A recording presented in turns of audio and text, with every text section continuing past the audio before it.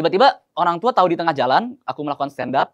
Gara-gara waktu itu aku lagi dijuriin sama Wulan Guritno. Wulan Guritno itu ada temannya kakakku. Kakakku itu adalah anaknya ibuku aja dia tahu. Tahu, oke. Iya, gitu. Jadi di tahun 2024 ini pengen fokus, you know what, kayaknya udah mulai deh gue harus stand up lagi. Dan judul acaranya adalah G on All Tempo. Get on All Tempo. G on All Tempo. Jadi apa aku maknanya? dengan semua tempo yang aku itu malu.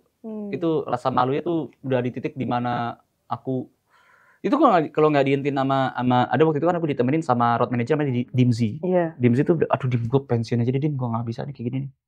Nggak bisa nih, malu banget nih, gue pensiun aja deh gitu. Enggak, bagiku sih yang lain sih jelek-jelek. Istriku doang yang cantik. Bagiku ya. Bener juga sih. Bagiku Kiku doang yang cantik.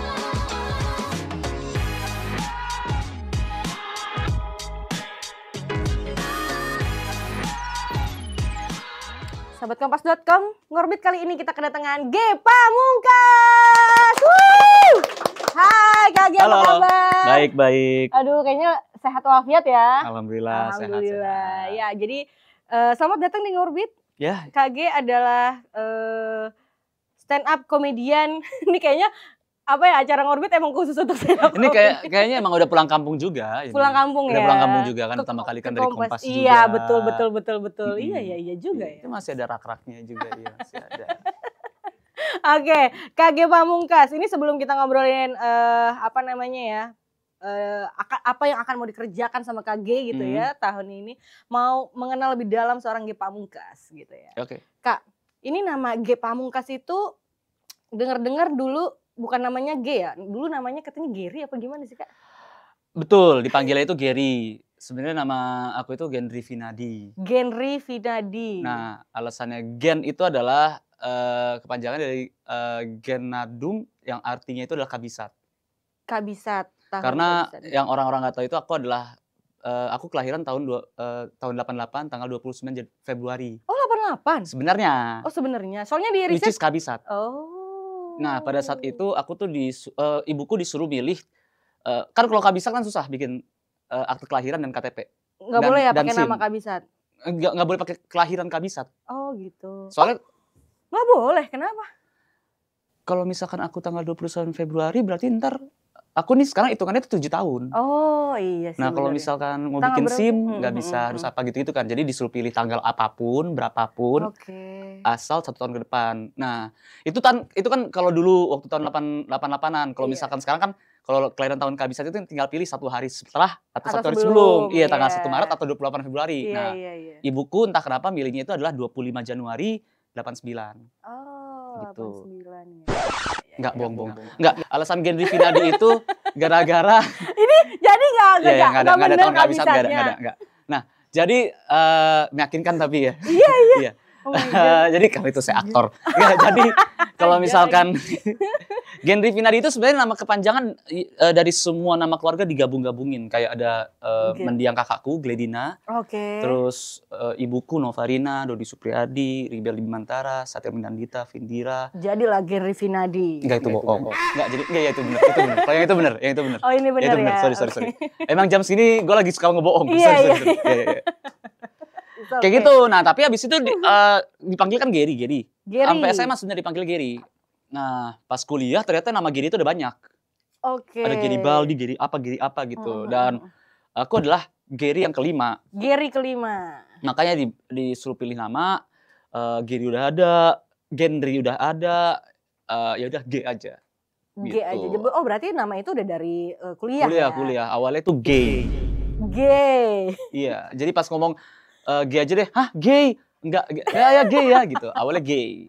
Serius Kak? Serius, beneran. Oke. Itu tapi di kuliah kan? Gay aja. Sebenarnya G-nya cuma 1 huruf. Oke, G doang udah, ya? G aja udah 1 huruf gitu. Itu pun orang masih bingung kan. Ya sampai sekarang ditulis 2 huruf ya udah deh, 2 huruf aja, G sama E kayak gitu.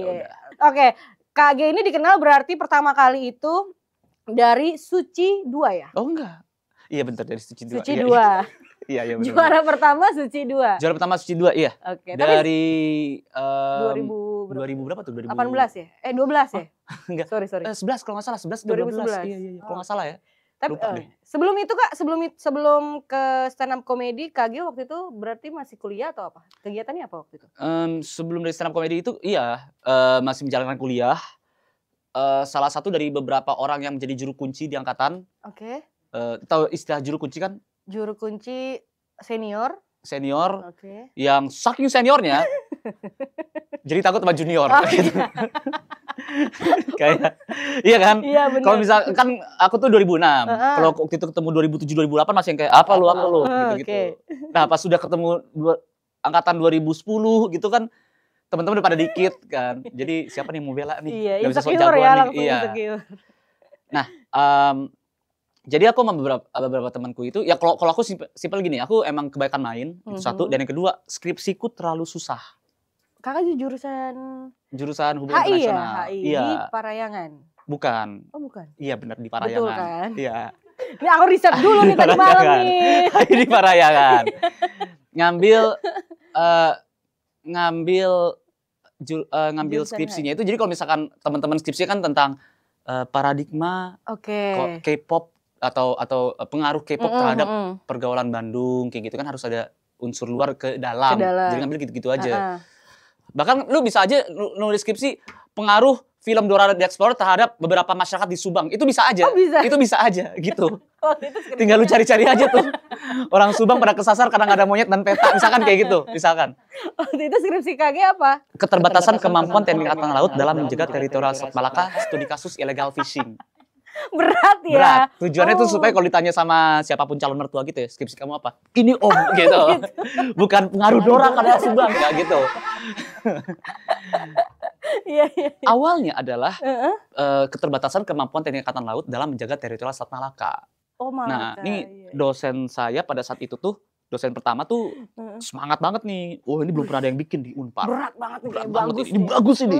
Sekarang kamu saya pengen kamu survei ke Selat Malaka. Gitu. Kayak dalam hati kan itu kan selat ya Pak. Selat loh, bukan pantai. Selat. Ini beneran. Kayak kalau Selat Sunda, tahu Selat Sunda di mana? Iya, itu di atasnya Kopassus lagi berenang. Nah, itu tuh.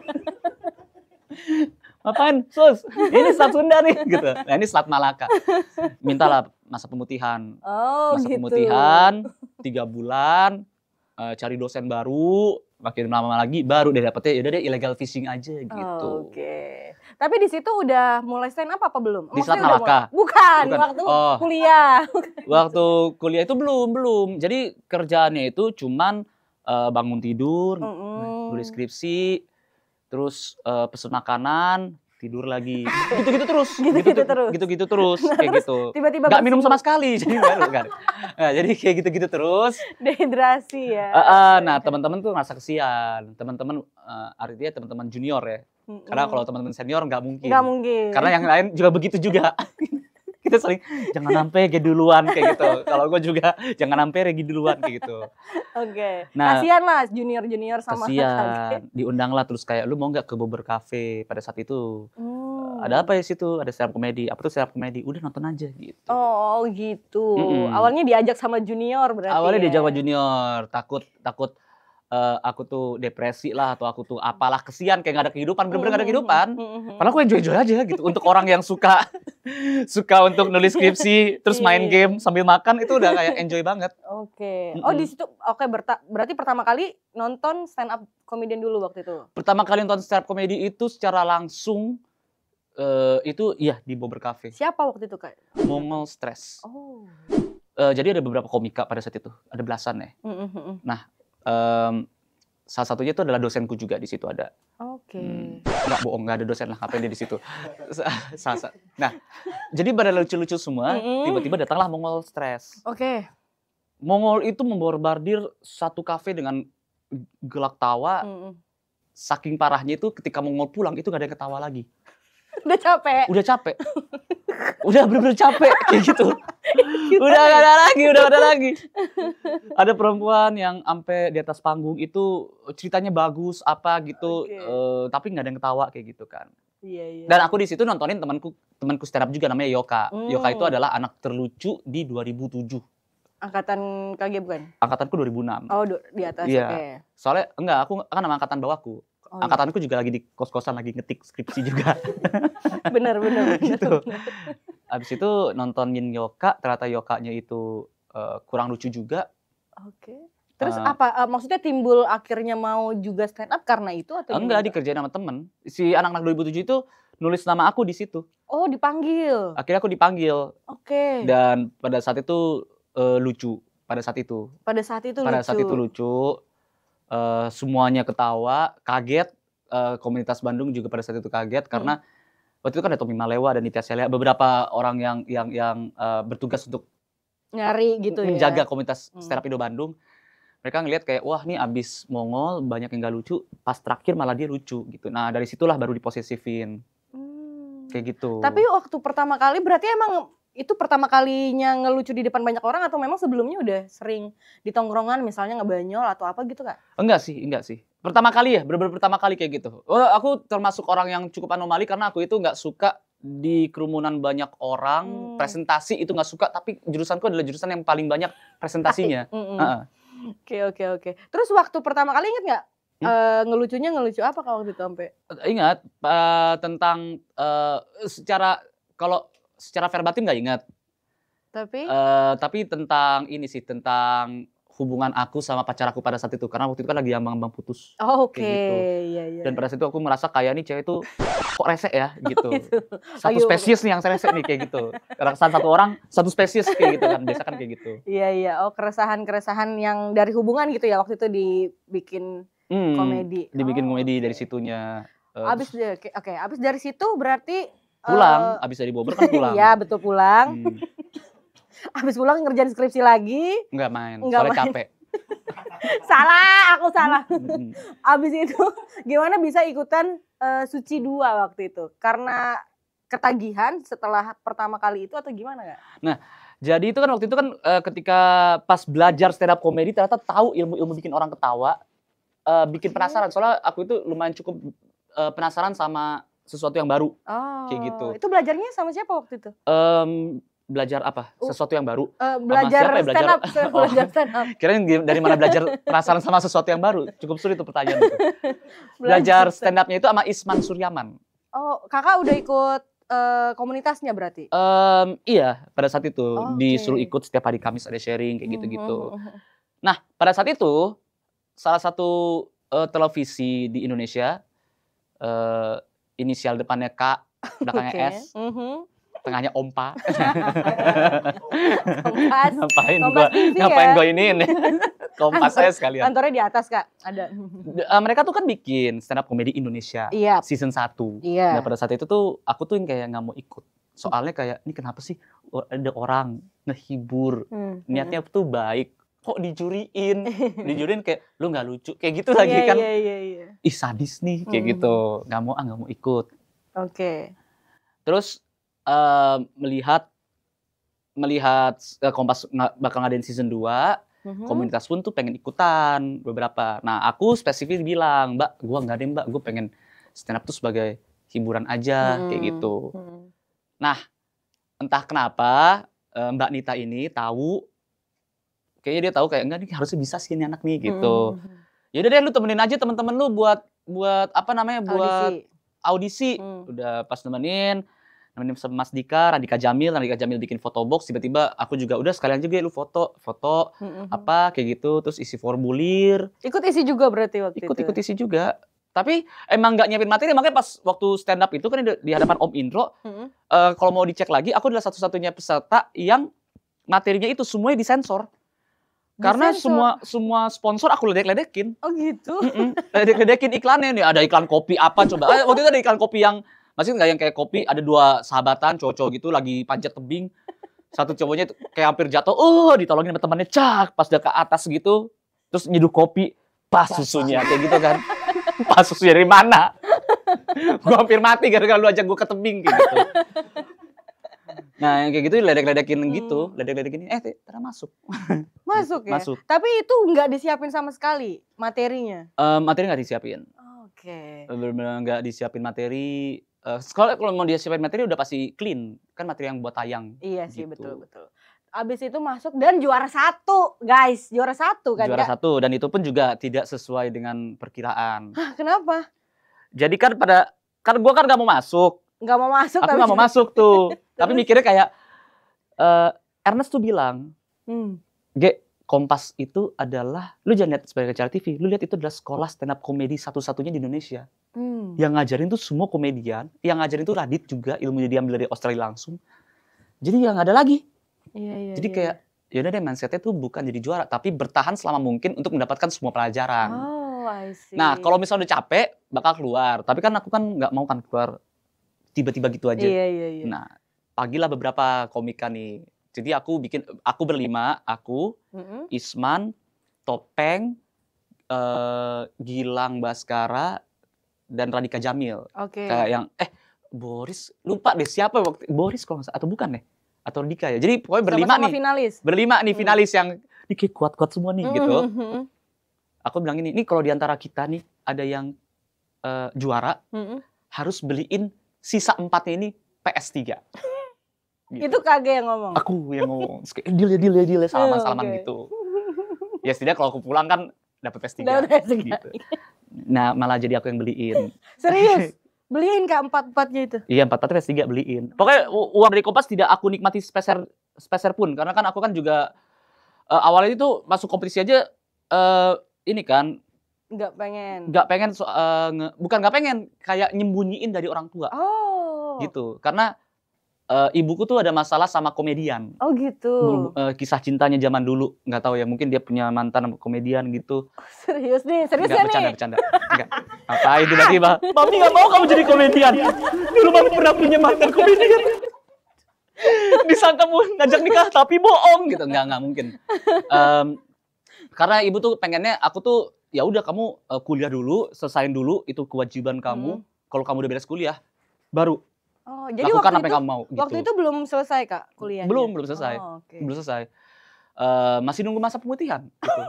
Itu beneran. Ya pas pemutihan stand up. Gitu. Nah, I see. Tiba-tiba orang tua tahu di tengah jalan aku melakukan stand up. Gara-gara waktu itu aku lagi dijuriin sama Wulan Guritno. Wulan Guritno itu ada temannya kakakku. Kakakku itu adalah anaknya ibuku. Ibuku aja dia tahu. Oke. Iya, gitu. Karena ternyata kakaknya ibuku itu kakakku itu yang bukan ibuku. Nah, ibuku itu adalah ibuku. Jadi mungkin cukup sulit ya gimana caranya ya, tapi semoga kamu ngerti. Nah, habis itu udah deh pas tahu ibuku datang ke Usmar Ismail, terus aku bilang enggak, Ma, ini uangnya semua itu buat Mami. Buat ngebayar utang-utang kita gitu. Terus Mami bilang kita kan nggak ada utang. Oh, ya ada ya. Jadi buat Mami aja deh gitu. Dari situ jadi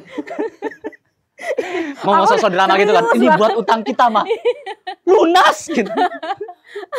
Yang ada Pak Edi utang sama kita. Oh iya, buat bayar utang-utang Pak Edi ke kita, Mah. Jadi waktu itu memang belum izin orang tua. Belum ngutang. Utang Pak Edi itu belum ngutang. Belum izin, iya. Belum izin orang tua karena diam-diam gitu. Tapi pas habis itu aku bilang kayak gitu, enggak, Mah, ini buat kita kok, buat yang ngebantu ini keluarga kita kok gitu. Ya udah, jadi bener-bener gak nikmatin sama sekali. Oh, jadi buat keluarga sama PS3 tadi itu. Oke. Kayak gitu. Oke, tapi waktu KG akhirnya dapat nyangka nggak waktu itu akhirnya juara satu? Waktu itu yang keduanya siapa Kak? Aku Gilang. Sama gak ada yang nyangka bahkan aku sama Gilang itu jadi juara. Pada saat itu tuh pas masuk itu kita nyangka itu kayak Boris. Abis itu ada Topeng. Jadi nyangkanya kayak gitu. Iya. Gak ada yang nyangka. Pas aku jadi juara pun enggak. Maksudnya gini, jadi kan ada strategi dalam masuk Kompas tuh. Dalam masuk Suci. Strateginya adalah jangan keluarin materi jagoan lu langsung. Jadi para kontestan masih banyak, udah keluarin materi yang lemah-lemah dulu. Ntar yang kuatnya di final. Gitu. Aku kebalikannya. Aku dari awal minggu itu semua materi-materi yang aku tahu udah teruji, aku keluarin semuanya. Nah, supaya pas nanti ke belakangnya itu aku pengen lihat tuh perkembanganku tuh sejauh apa. Soalnya versiku kan dulu kan Senin sampai Rabu tuh karantina. Rabunya itu adalah tampil. Nulisnya. Selasanya itu adalah kok kebalik sih. Seninnya itu adalah pemateri, Selasanya uji coba materi. Dan Rabunya itu baru tampil. tampil. Nah, Seninnya itu apapun ilmu dari Radit, aku terapkan di hari Rabu. Gitu. Kayak ini kita belajar ini ya, kita belajar ini ya, Rabunya diterapin kayak gitu. Iya ya. Nah, aku penasaran. Jadi proses kalau dari KG sendiri setelah mungkin dari Suci gitu ya, terus sekarang apa yang namanya stand up juga, itu proses bikin materinya gimana sih Kak kalau komika-komika gitu nulis di handphone atau apa, inget apa, gimana sih kalau proses kreatif dalam menulis materi stand up? Kalau menulis itu tergantung. Jadi gini, ada beberapa komika itu yang memiliki secari kertas di dompetnya. Secari kertas? Kertas di dompet. Jadi dia bukannya buku, dia kertas di dompet, kertas kecil. Jadi misalkan dia lagi naik motor ngeliat sesuatu yang lucu gitu, dikeluarin terus ditulis kayak gitu. Kalau aku dulu di buku. Ada punya buku khusus untuk materi-materi berarti? Iya, ada beberapa buku. Beberapa buku, ada satu yang hilang. Satunya hilang tuh di hotel apa gitu, lupa. Beneran tuh. Jadi gua sampai sekarang tuh lagi nunggu nih, sampai ada komika yang tampil terus bawain materi Instagram. Materi gue tuh gitu. Dia yang nemu tuh berarti. Materi gue tuh gue lupa tuh gimana tuh. Dia yang nemu nih berarti nih. Si kampret nih satu nih gitu. Oh gitu. Pasti setiap ada ini langsung ditulis gitu. Langsung ditulis apapun itu. Bahkan dulu tuh sampai sekarang tuh kadang-kadang kalau aku sama Kiku lagi mau jalan gitu, aku bakal bilang, "Bul, boleh kamu nyetir dulu nggak? Jangan ajak ngobrol aku lagi bikin materi nih," gitu. Oh, gitu. Dan itu bener-bener bisa, jangan diajak ngobrol. Karena kalau diajak ngobrol bisa yang kayak ujung-ujungnya, jadi lupa deh kamu ajak ngobrol sih gitu. Iya. Itu biasanya dari mana Kak? Inspirasi biasanya, atau apa? Isu-isu apa yang macam-macam. Biasa itu dari obrolan orang. Ada juga dari ajaran-ajaran, misal ajaran agama. Oh serius? Beneran Ya? Beneran ajaran agama kayak gitu.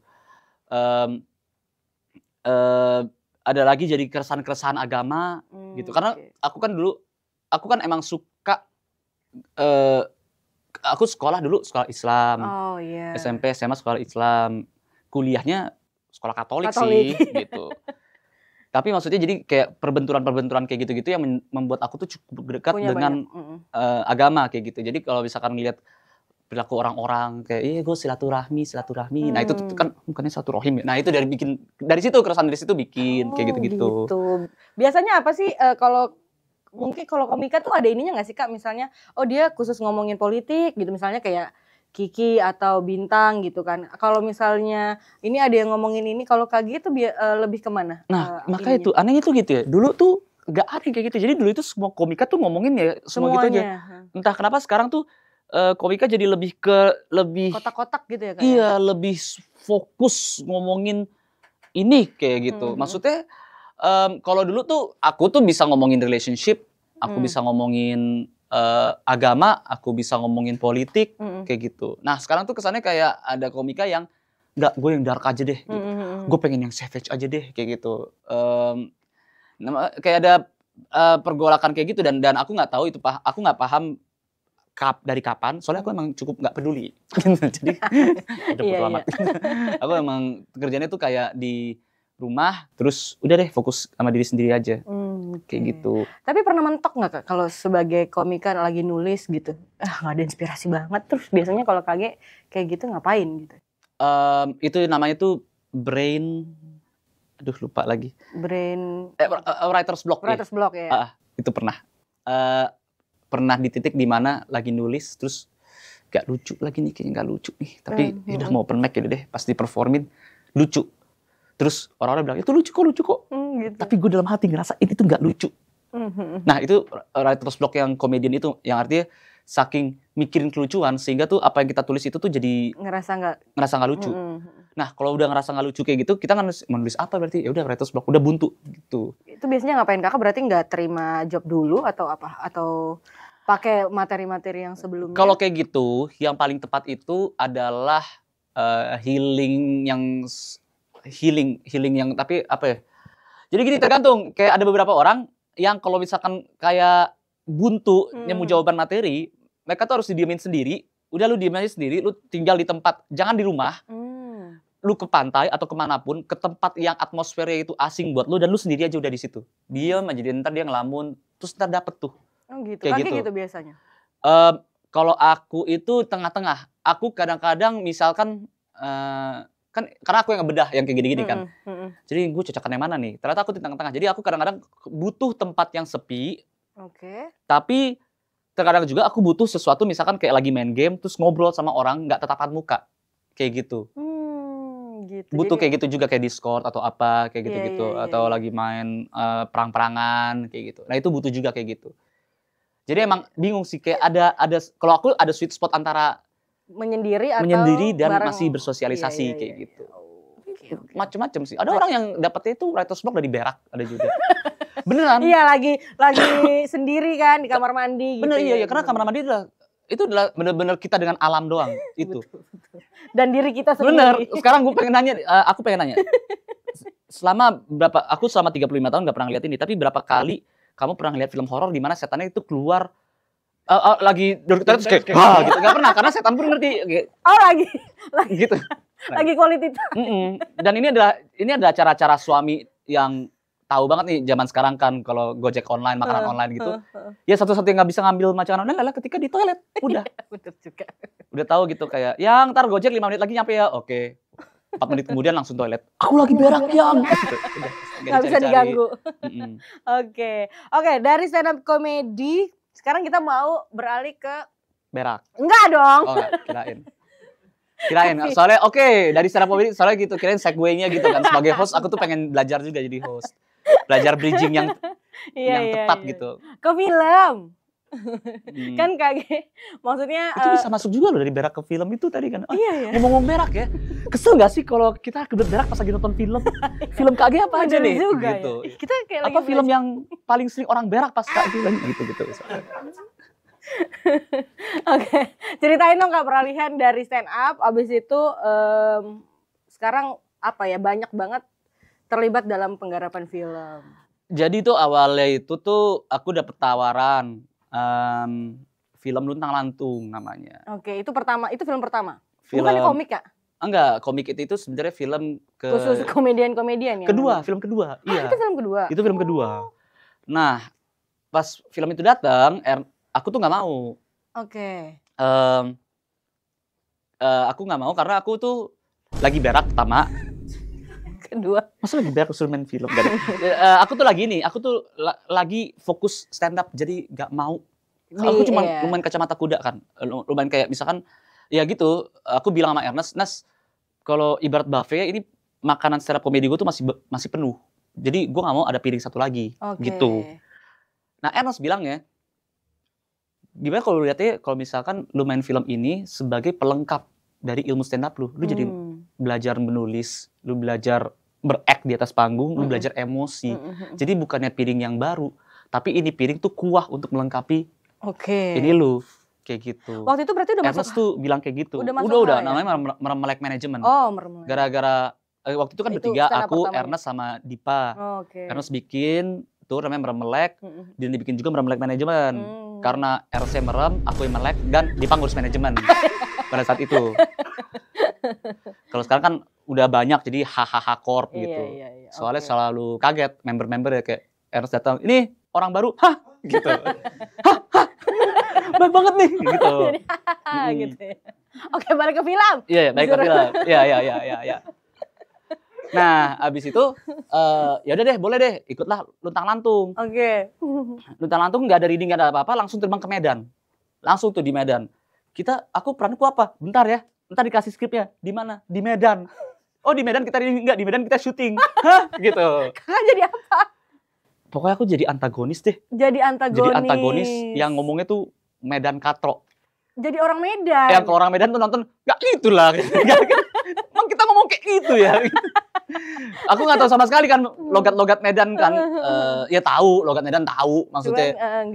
Tapi terbiasa. Ya nggak terbiasa gitu. Udah pokoknya semuanya di-e-in aja gitu kan. Oh, emang emang gitu. Karena enggak deh. Jadi kayak gitulah. Pokoknya kayak semuanya di-e-in. Aku nonton Luntang Lantung gitu, aku masuk bioskop, aku keluar lagi gitu. Habis itu baru Komik 8 berarti waktu itu. Belum. Oh, belum juga. Belum. Oh, kan masih di bioskop. Komik kan masih berapa bulan lagi. Iya, betul. Tunggu dulu prosesnya dong. Ada buru-buru nih. Pasti kalau pacaran langsung kita nikah kapan gitu. Baru nembak gitu. Enggak gitu. Jadi habis itu aku enggak mau lagi sih. Enggak mau main film lagi. Enggak mau main film. Enggak mau karena malu. Nah, dari sejak itu mulai shifting tuh yang tadi nulis materi, mulai shifting ke bagaimana cara acting yang bagus. Nah, itu nontonin film-film banyak tuh. Tapi filmnya bukan film Indonesia. Oh, karena film takut luar. nge-sponge. Iya. Jadi film Prancis, film Thailand, film Korea, pokoknya semua film yang aku tontonin sampai ke film Malaysia. Di situ mentok sih. Pas film Malaysia itu kayaknya emang nggak bisa actingnya. Kau tahu ya gitu. Nggak bisa nih gitu. Oh, jadi belajarnya dari belajar gestur, belajar apa semua dari film-film itu. Sampai akhirnya Comic 8. Pas Comic 8 juga sama gitu, pas nonton, aduh kenapa gue begini, harus gue begini nih gitu. Film ketiga, film 4, sampai sekarang gitu. Sampai sekarang pun aku kalau nonton film kayak enggak nih, kayaknya masih ini nih gitu. Jadi sekarang tuh aku lagi mencari titik pensiun aku dalam film. Udah mau pensiun aja, Kak? Ya enggak, maksudnya kan pengen kayak ini kok nggak bagus-bagus ya gitu. Karena itu kan kalau misalkan dapat film yang menurut aku oke di sini gue bagus nih, ya udah aku pensiun. Gitu. Tapi ghostwriter oke ah yang pertama. Iya kan? Iya oke, tapi ada ya itu dia maksudnya aku ngeliat kenapa gestur gue begini, harus gue begini kayak gitu. Gitu. Banyak insecure-nya ya berarti ya kalau misalnya main film atau gimana sih, Kak? Emang apa ya? Perfeksionis sih. Aku tuh lumayan nggak bisa ini gitu. Enggak, itu bohong. Sebenarnya gini, aku suka duit aja. Enggak, itu bohong. Nyebelin nggak udah panjangan sepanjang itu penjelasan. Iya, benar. Aduh, saya minum dulu boleh nggak? Boleh, silakan. Agak haus ya. Aduh. Tapi sebenarnya kalau ditanya, Kak lebih suka acting atau stand up? Susah banget nih kayaknya nih. Susah soalnya. Jadi gini. Gimana? Pertanyaan ini udah dilemparin bertahun-tahun yang lalu juga. Enggak kayak gini. Ini dalam menggambarkannya ya. Setiap tahun aku ditanyain, setiap tahun jawabannya beda. Gitu. Jadi bingung banget. Nggak apa-apa. Waktu itu aku inget banget lebih suka film karena pressure-nya gak terlalu berat apa gitu. Pas ditanyain lagi lebih suka stand up karena tidak ada euforia yang bisa ngalahin orang berhasil stand up ketimbang berhasil acting kayak gitu. Soalnya stand up ini adalah satu craft yang variabel gagal itu banyak banget variabel gagal stand up. Nih kita nggak lucu nih. Kenapa nggak lucunya? Iya panggungnya kejauhan, penontonnya siap dangdut. Ada bos yang datang, jadi pas kita lagi ngomong, bosnya datang kayak semuanya berdiri, oh bapak, apa kabar bapak, gitu-gitu. Oh, ke distract ya. Ke distract. Mikrofonnya delay, bisa delay 1,2 detik, itu delay paling lama. Lupa. Terus lampu mati, itu banyak tuh, sound mati. Ada banyak deh, panggungnya muter, nggak tahu ya. Kita lagi, gue muter begini dia. Bisa jadi kayak gitu. Iya. Terus? Tapi kenapa orang-orang masih tetap mau melakukan? Ya gitu, soalnya ketika berhasil tuh ada kepuasan berasa jadi orang paling pintar di atas dunia kayak gitu. Tapi kalau gagal, kebalikannya jadi orang yang paling memalukan kayak gitu. Tapi terus ditanya, ya kenapa lu ngelakuin ya? Kayaknya ada 9 hal buruk tapi 1 hal baik. Ya gitulah ini, makanya emang toxic relationship stand up ini ya. Oh gitu ya? Iya. Jadi pilih stand up ya? Tanya stand up ya. Stand up apa film berarti stand up? Nah kalau tahun ini stand up. Stand up tahun ini. Tahun ini stand up. Tahun ini stand up. Iya. Karena kembali lagi, kalau menurut aku gini, stand up tuh adil. Adilnya tuh gimana? Adil dalam perkara begini. Kalau misalkan ya kita ngomongin ini kita rahasia belak-belakan aja deh. Boleh. Banyak aktor di Indonesia tuh yang bagus-bagus. Iya. Tapi aktor yang dipilih tuh yang itu aja. Kalau yang itu aja yang bagus nggak masalah, tapi ada beberapa aktor yang itu aja itu kayaknya nggak cukup bagus deh. Kayaknya kayak kalau misalnya aku nonton kayaknya lebih cocok dia tuh diperanin sama ini. Kenapa ini ya kayak gitu? Ya karena pertemanannya bagus. Ya udahlah kayak gitu kan. Jadi terkadang aktor yang baik itu kalah sama kemampuan nongkrong yang baik. Stand up nggak kayak gitu. Stand up tuh gimana? Stand up itu kalau misalkan ada komika nggak lucu, tapi dia itu jago nongkrong, dia baik atau apa-apa. Ketika ada acara besar seperti stand up fest, dia nggak bakal dapet panggung. Tetap enggak. Soalnya gini nih, gue nggak lucu. Lu presiden stand up Indo, misalkan lu adalah Ajis 2000, misalkan Gita Doa Bapak, misalkan. Benar, boleh. Gita Doa Bapak. Gue baik sama lu, Git nih, Git gue kasih ini. Wah semuanya kayak lu pengen makan gue suapin, lu pengen berak gue berakin semuanya kayak gitu-gitu. Iya. Abis itu ntar stand up fest nih gue masuk dong. Lu tahu gue nggak lucu nih, tapi ya udah deh, kayak ntar lu dapat slot di panggung gue nggak lucu, kan gue juga yang malu. Maksud gitu loh. Jadi stand up itu, komunitas stand up komedi itu adalah komunitas dengan art form yang bener-bener adil. Kalau lu lucu dan komunitas mengakui lu lucu, lu akan dapat panggung. Kalau misalkan lu itu terkenal tapi lu nggak lucu, pelan-pelan dulu ya bos, gitu. Oke. Jadi ya memang gitu. Bener-bener dari skill kita yang membuat kita dapat spotlight gitu ya kayak. Kalau misalkan stand up komedi itu adalah ilmu yang mengutamakan sifat nongkrong, kemungkinan gue itu tuh harusnya nggak dapet panggung stand up tuh berkali-kali. Karena jarang nongkrong. Karena gue jarang nongkrong gitu. Serius Kak? Serius. Jarang nongkrong gitu. Emang lebih sukanya kan orang Goa gitu. Nggak, maksudnya kayak kalau ada kumpul-kumpul komunitas gitu, Kagi ikut nggak? Oh ikut, tapi ya kan ada kumpul komunitas, ada nongkrong-nongkrong biasa kan, kayak gitu. Pas nongkrong-nongkrong biasanya sih jarang ikut, karena kan juga jauh, tambah lagi aku nggak tahu jalan, aku disorientasi arah. Beneran. Banyak ya ini. Oh alasannya banyak masalahnya banget.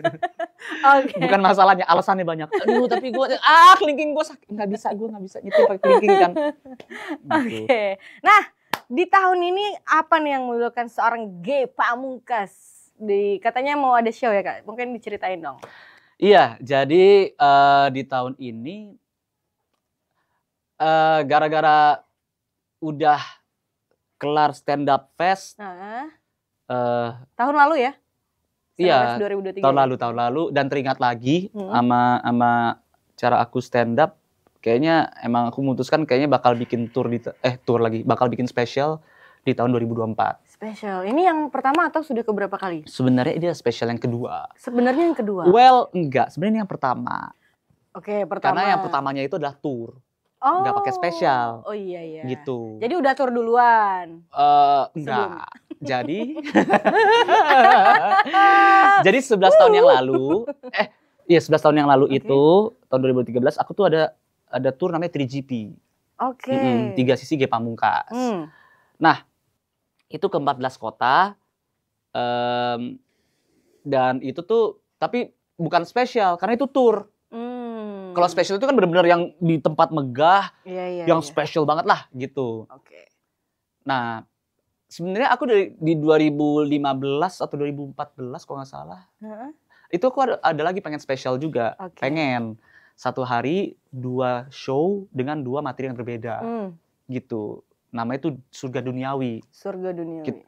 Surga itu adalah ngomongin tentang agama, duniawinya itu adalah ngomongin tentang duniawi gitu, carnal desires gitu, kayak hubungan relationship, materi blue, gitu. Tapi nggak jadi gara-gara materiku tuh udah kesebar di YouTube kayak gitu-gitu. Dan nggak jadi juga gara-gara lagi ada film ini, jadi mundur lagi kayak gitu. Nah, sibuk ya waktu itu ya? Makanya banget, sibuk banget, laku kan. Laku banget. Udah lucu ganteng bisa acting, apalagi kayak gitu kan. Ngeri. Single lagi, bahaya banget. Aku tuh dulu gitu, ngeri, muda dan berbahaya. Eksotis lebih tepatnya. Karena satu-satunya aktor kelahiran tahun kabisat itu aku doang kayak gitu. Nah, jadi di tahun 2024 ini pengen fokus, you know what, kayaknya udah mulai deh, gue harus stand up lagi. Dan judul acaranya adalah Ge on All Tempo. Get on All Tempo. Ge on All Tempo. Jadi apa aku maknanya? dengan semua tempo yang aku punya. Jadi kan gini, aku kan sering banget job korporat nih Kak. Job korporat itu banyak gagalnya. Gara-gara pertama-tama tempoku yang kecepatan. Artikulasi udah pas, tapi kecepatan. Dan itu bapak-bapak bermasalah. Kayak apa nih, ngomong apa nih kayak gitu.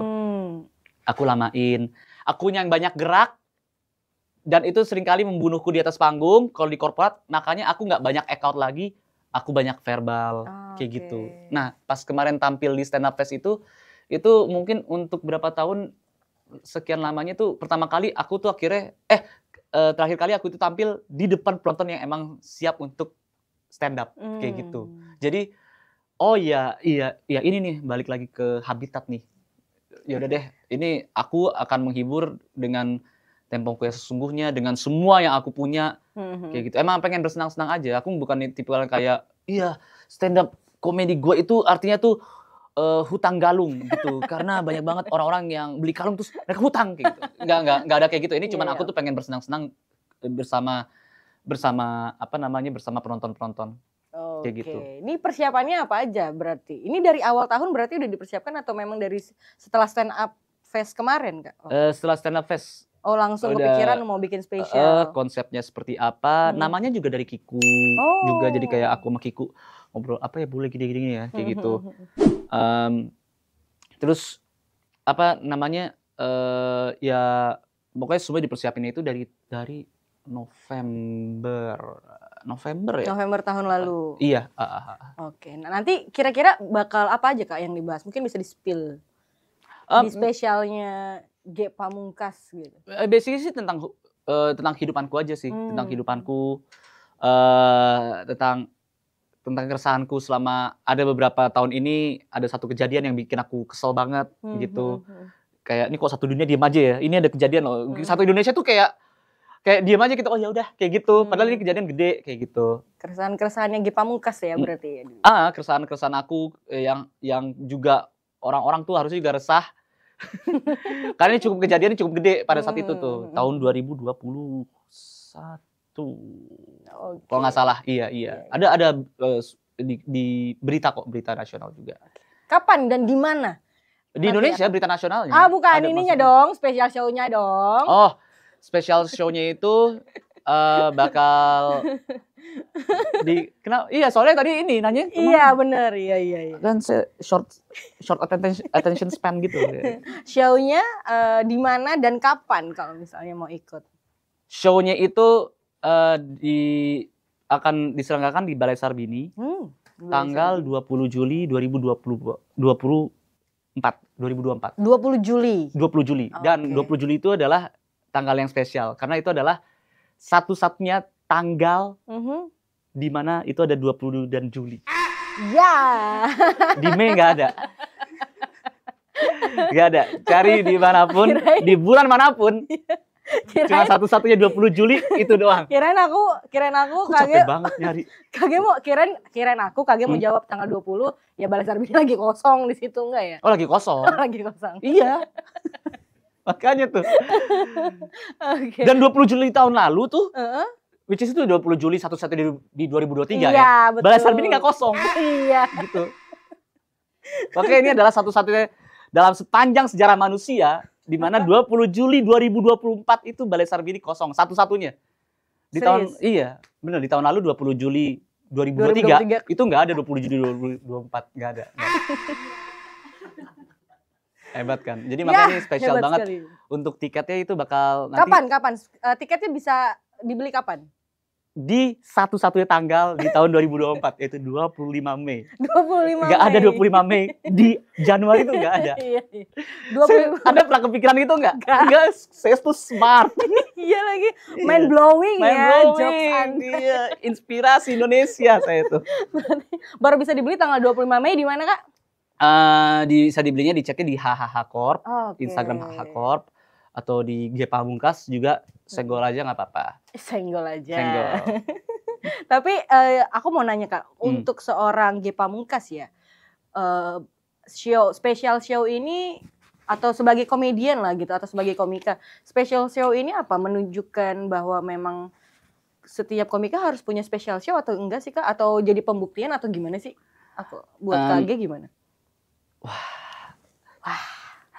Artinya ya, kalau aku ya, special show tuh emang yang tadi aku pernah bilang, kenapa ya stand up comedy tuh, ini Kak aku nggak I kid you not ya, kalau misalkan gagal stand up itu rasanya tuh kayak udah pengen pensiun aja.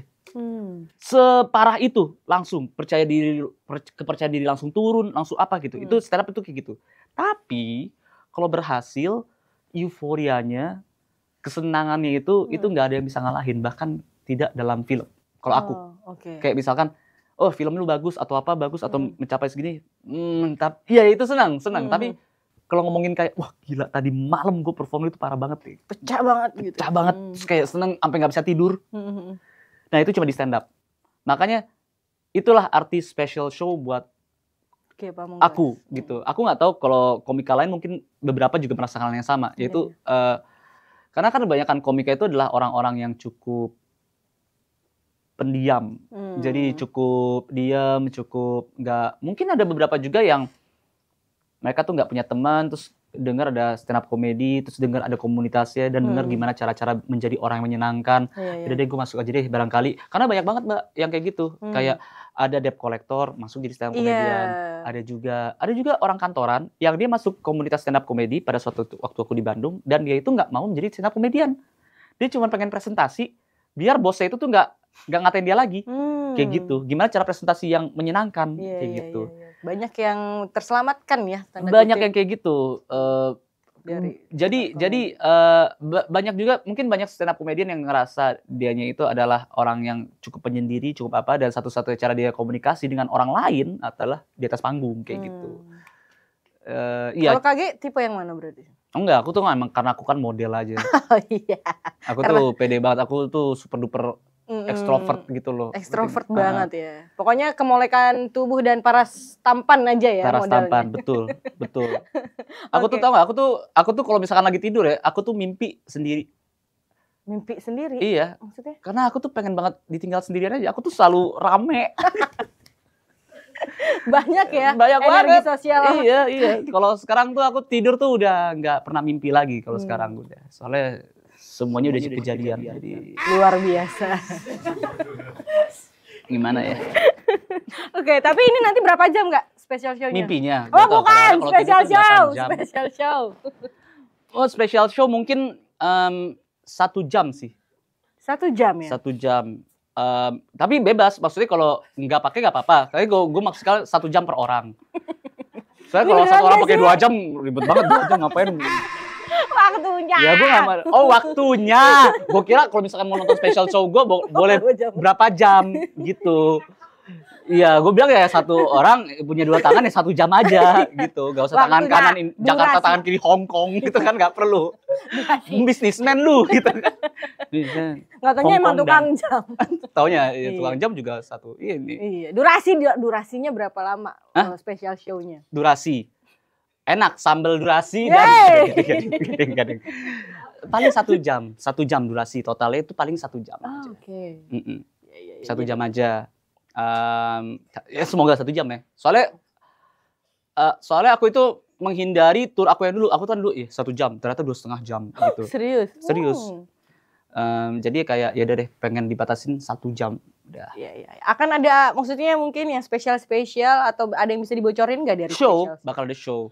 Makanya special show. Akan ada yang spesial dari special showmu. Yang bisa dibocorin. Apa ya? Atau ada ada bintang tamu atau siapa belum bisa dibocorin? Bintang tamu belum. Belum bintang tamu itu belum bisa dibocorin. Spesialku mungkin nggak ada yang gimmick atau apapun itu nggak ada gitu.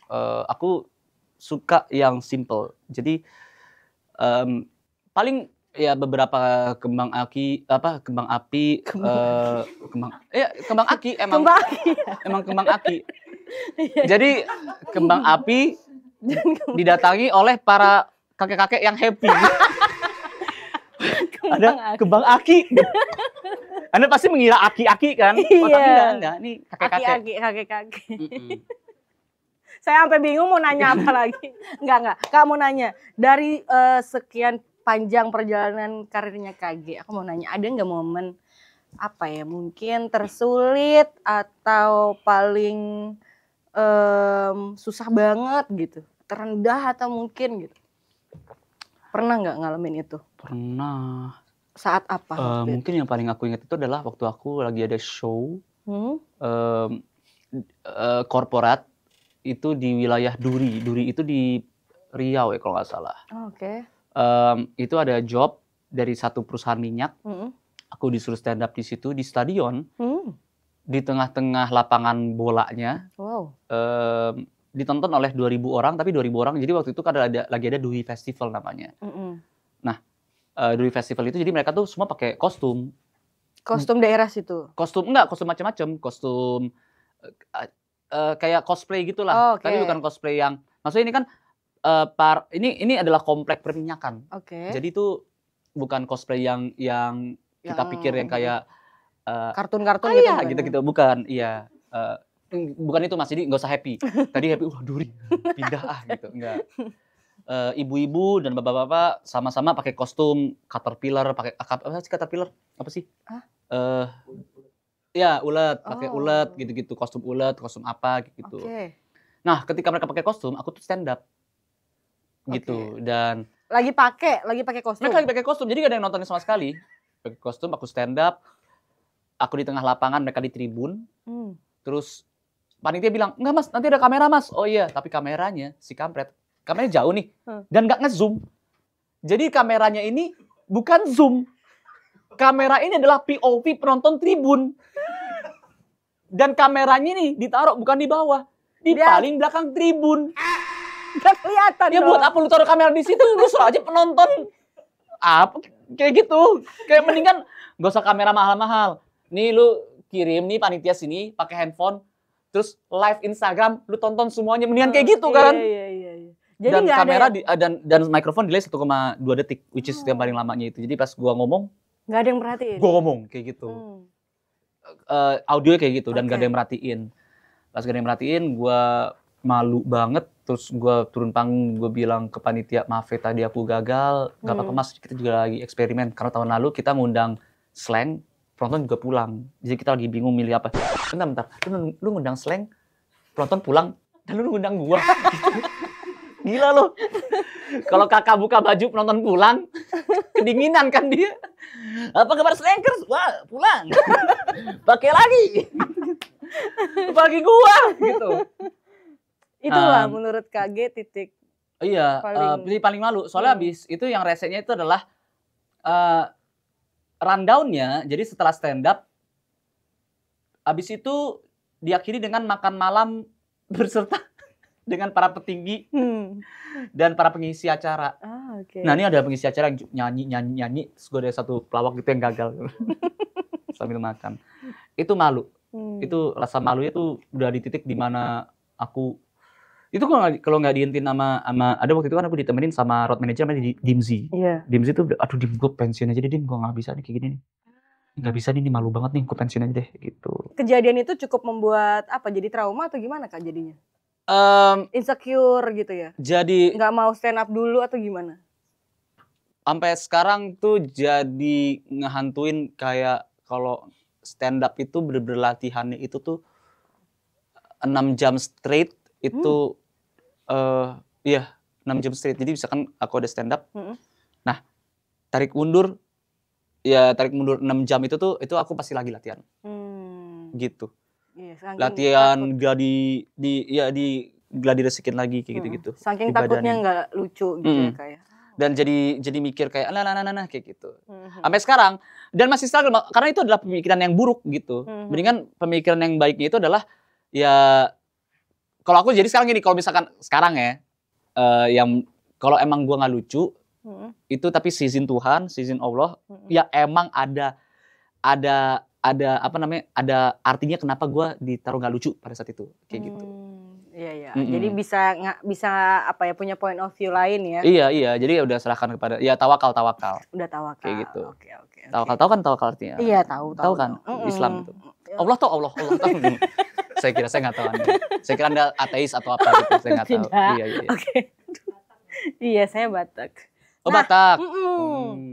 Nah, Kak, tapi menurut KG sekarang KG udah ada di titik apa ya, yang mau dicapai belum? Maksudnya udah ada di titik tertinggi, di puncak gitu, dimana ini nih saya udah, misalnya udah ada special show ini kayaknya memang udah pencapaian tertinggi yang mau dicapai, atau masih ada lagi? Nah itu nggak tahu, kayak waktu itu aku selalu ngerasa tour itu tuh mungkin kayak naik gunung kali ya. Orang naik gunung kan selalu gitu kan, ngerasa kayak oke, itu naik gunung, itu titiknya paling tinggi. Pas naik gunung dia ngeliat ada bukit yang lebih tinggi lagi kayak gitu. Pada saat aku tahun 2011 aku ngelakuin tour, aku kira itu adalah oke nih kalau gue ngelakuin tour apalagi nih tercapai nih, ternyata enggak gitu. Ternyata masih ada yang lebih tinggi. Jadi aku nggak tahu deh. Makanya untuk mengetahui titik mana yang paling tinggi yang bisa aku capai, aku tuh harus ngelakuin special dulu. Kayak gitu. Jadi nggak tahu kan, mungkin bisa keluar negeri gitu. Abis itu mungkin benar-benar internasional gitu, dari awal Indonesia, entar Timor Leste, Brunei, nggak tahu. Bekasi, nggak tahu, nggak ada yang tahu. Jadi yang tahu. Iya. Kak, mau nanya dong, dukungan istri gimana untuk KG? Khusus misalnya entah mungkin di show ini atau dalam perjalanan karir.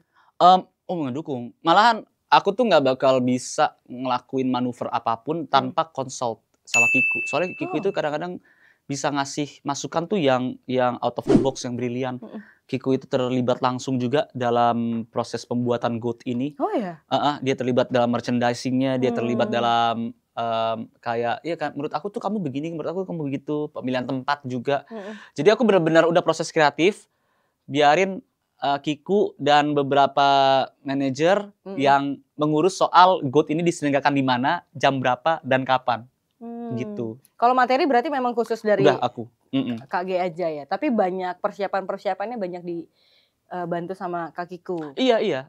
Dan bahkan dalam materi juga kayak ada beberapa materi yang aku bakal minta izin ke Kiku, ada beberapa materi juga yang aku bilang, Bul, kamu paham nggak kalau aku bilang kayak gini? Terus dia bilang nggak paham. Oh gitu ya, berarti masih kurang bagus kayak gitu. Iya. Sangat berpengaruh berarti ya kayak. Mendukung banget. Tapi dulu katanya kenalnya dari Bang Raditya Dika ya? Dikenalin sama Radit pas lagi syuting film. Aku pada saat itu udah putus. Terus abis itu sama Radit ditelepon, lu putus gini, gue kenalin dia sama teman gue gitu. Bener-bener kayak 1 minggu. Langsung ketemu. Dikenalin, enggak, PDKT dulu di situ. PDKT selama sebulanan, udah jadian. Kak Kiku tuh model ya kayak? Apa sih dia ini juga ya, cantik banget ya? Oh iya, jelas. Jadi dia itu kan operasi di enggak, sebenarnya kan karena dia itu putri Indonesia dan dia operasi gitu-gitu. Dan udah terbuka juga, maksudnya nggak apa-apa, kecantikan kan dengan operasi plastik is okay. Enggak, bercanda. Enggak, dia itu dia dulu putri Indonesia dan model Indonesia juga. Model ya. Iya. Kayak gitu. Berarti memang udah sama-sama di dunia yang sama ya, maksudnya di dunia industri hiburan, TV. Iya. Nah, ini menariknya tuh gini, sebenarnya aku sama Kiku itu pernah ketemu pertama kalinya itu di Kompas. Oh iya? Dulu tuh mungkin kalian gak ada yang tahu ya, ada namanya dulu Uki Siagian gitu nama panjang kalau nggak salah. Uki itu adalah seorang teman dekat kami juga. Nah dulu tuh waktu aku di Kompas Studio, itu aku lagi duduk ngobrol sama Mas Uki. Nah di situ Kiku datang, halo Kak Uki.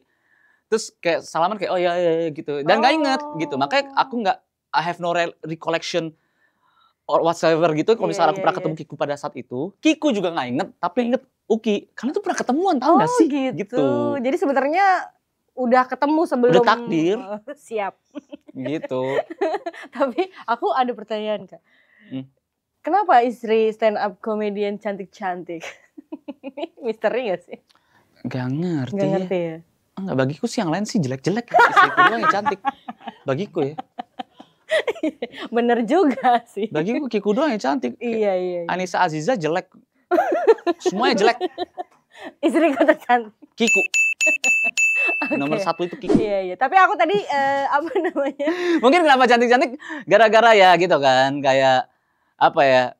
Gue nggak, misalkan ya kan sukanya dihibur, sukanya tahu lah cara komunikasi, gitu, tahu lah. Iya. Misalkan ceweknya itu marah sama dia, bukannya marahnya itu diapain, tapi kayak iya tapi kan iya maaf deh, terus bikin ketawa kayak gitu.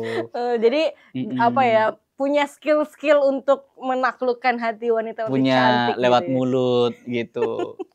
Kalau Kak Kiku mau kondo modal komedi doang emang. Iya betul. Modal komedi doang.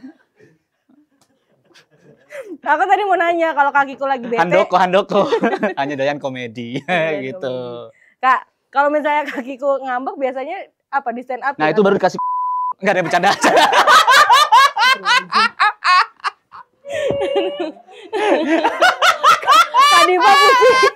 Kadipa pusing. Sorry ya, itu timingnya tepat. Aku harus keluarin itu timingnya tepat tuh. Tadi udah sosok diplesetin gak ke arah situ. Nah kalau kemarin gimana, baru kasih nah gitu. Itu timingnya bagus banget tuh. Harus dikeluarin tuh. Kalau nggak dikeluarin tuh nggak bisa. Itu harus dikeluarin. Sorry harus dikeluarin itu harus. Boleh diedit terserah nggak apa-apa. Diedit dong pasti dong Kak. Iya diedit nggak apa-apa. Depannya. Kalau misalnya lagi ngambek itu apa ya? Nah baru dikasih kan. Kalau lagi ngambek. Atau gimana? Enggak, kalau lagi ngambek biasanya tuh apa ya? Iya pasti gitu. Kalau ngambeknya karena salah aku, pasti aku rayu-rayu, aku unyu-unyuin, bikin dia ketawa sedemikian rupa.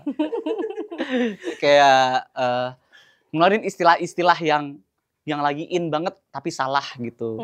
Kayak ini sekarang manuver aku adalah jangan marah lah. Kan aku pick me. Gitu. Dia ketawa kayak gitu. Apa sih gitu. Karena enggak gitu cara penggunaan bahasanya gitu. Oh gitu. Itu kalau misalnya salahnya di kaki, kalau salahnya di kakiku jadi materi. Aku yang ngambek kalau itu. Ya salah kamu lah gitu. Langsung jadi materi. Langsung. Berarti di rumah juga lucu ya Kak G? Di rumah itu sebenarnya lucu itu Kiku. Oh iya. Kelakuannya Kiku yang lucu. Aku tuh malah justru capek. Karena aku kadang-kadang kalau di rumah itu kan maksud gini, kalau di luar itu aku menghibur orang. Iya. Di rumah tuh pengennya diem aja healing. Nah Kiku tuh kalau misalnya lagi diem, kan gabut dia. Keluarin lah joget-joget aneh, ngeluarin apa. Sayang talk to me. Dia biasa gitu tuh. Ngobrol sama aku. Iya. Terus aku biasa kayak, dah kutok. Udah gitu. Itu bahasa kami. Iya. Kayak cuman asal bunyi aja kayak gitu. Oke, tapi setelah nikah mempengaruhi materi stand up KG nggak sih? Iya banget. Karena kan ketika nikah itu kan jadi ada yang biasanya hidup itu sendiri, sekarang hidup bersama dua orang, biasanya hidup dengan dengan ideologi sendiri, sekarang ada lagi ideologi dicampurin. Kayak ya aku tuh biasanya kalau mandi pakai handuk kering, sekarang pakai handuk basah. Handuk bekasnya Kiku. Enggak ya, ini handuk buat rambut bukan buat badan aku. Basah. Gimana rambut kamu lebih basah daripada badan kamu kayak gitu. Ya jadi banyak lagi materi dari situ. Oke kan mungkin pertanyaan terakhir. Kita udah 2 jam ya kita ngobrol ya. Apa sih harapan KG untuk karir kedepannya mau gimana? Untuk karirnya KG sendiri.